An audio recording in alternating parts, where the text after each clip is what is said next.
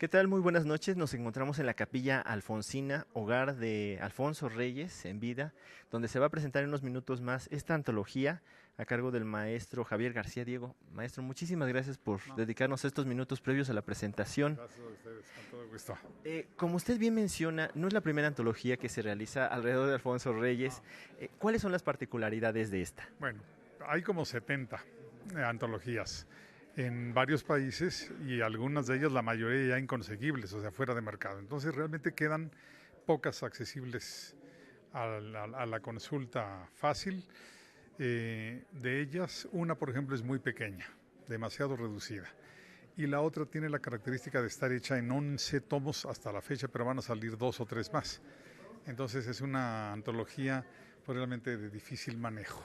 Entonces lo que se buscó hacer en esta antología es en un tomo, por el Fondo de Cultura para que tenga buena difusión, buena venta, y que además incluya todos los géneros, poesía, cuento, ensayo y todos los temas de don Alfonso. La literatura mexicana, la literatura española, la griega, cuestiones de educación y humanismo, en fin, todos los temas de don Alfonso. El chiste era todo en un solo volumen y por eso es un volumen generoso. Pero tuvo que haber algún criterio para la selección de estos textos, de esta obra tan vasta, como usted Sí, bien sí, también sí. lo mencionó. El criterio es que están primero todos los géneros, ensayo, cuento y poesía. Y están todos los temas de Alfonso Reyes, bueno, los principales. Pero el gran criterio fue los textos imprescindibles, esto es, que no falte ninguno de los textos canónicos, de los textos, digamos, emblemáticos de Alfonso Reyes, como Oración del 9 de febrero, Visión de Anáhuac, Pasado Inmediato, o sea, que no falte ninguno de esos, la cena, obviamente. Esa es la idea. En este texto tan voluminoso como bien hacíamos mención, hay una parte donde se dice que hemos perdido el rumbo de la ética. Es en esta parte sobre, sobre en cultura, educación y humanismo, ¿no? Y por ahí se dice Es también. el texto de Cartilla Moral. Exactamente.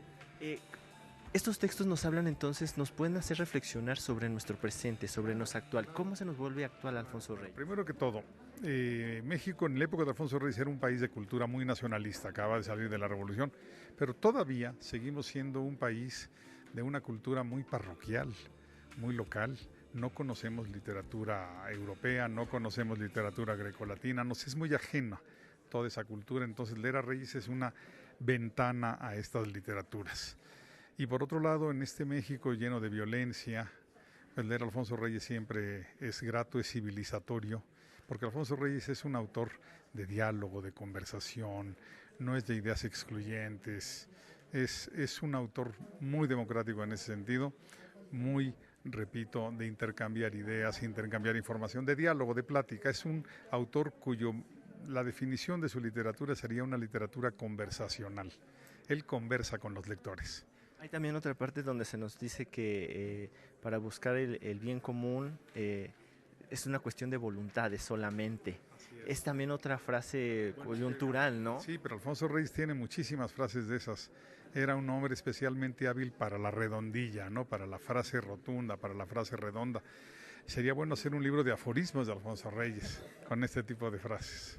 Eh, Otra cosa que nos llamó mucho la atención, habla sobre la literatura, sobre nuestra literatura. ¿Cómo era el pensamiento de Alfonso Reyes alrededor de esta literatura y esta literatura emergente que le Sí. tocó? Él respetaba mucho la literatura mexicana. Hay gente que lo acusó de ningunearla, de ignorarla, y lo cierto es que Alfonso Reyes se dedicó a estudiar literatura mexicana desde la más temprana, Ruiz de Alarcón, Sor Juana, hasta los muchachos de su época. Él estaba muy atento a la no, joven, a la nueva literatura. Estaba atento a Octavio Paz, a Juan Rulfo, incluso a Carlos Fuentes, de los últimos que le tocó todavía leer. De hecho, él fue capitular porque los apoya en algún momento dado, ¿no? En esta capilla venían siempre por consejo, por libros, a que Alfonso Reyes los leyera.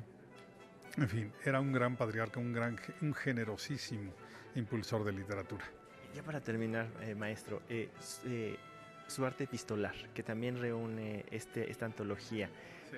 ¿cómo nos permite conocer a Bueno, Alfonso Reyes? yo creo que hay dos géneros muy importantes, porque Alfonso Reyes siempre escribe para la posteridad, pero también tiene dos vetas, el diario, escribió 15 cuadernos gruesos, 15 volúmenes de diario inédito, y muchísimas cartas. Ahí está el Reyes íntimo, el Reyes desgarrado. Es muy importante para conocerlo como ser humano, conocer sus cartas y sus diarios.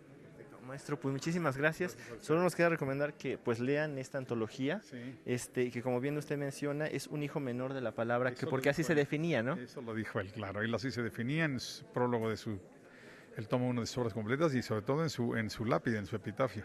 Aquí yace un hijo menor de la palabra. Perfecto. Qué humildad, ¿no? Qué humildad. Doctor, muchísimas gracias y regresamos al estudio de Canal 22.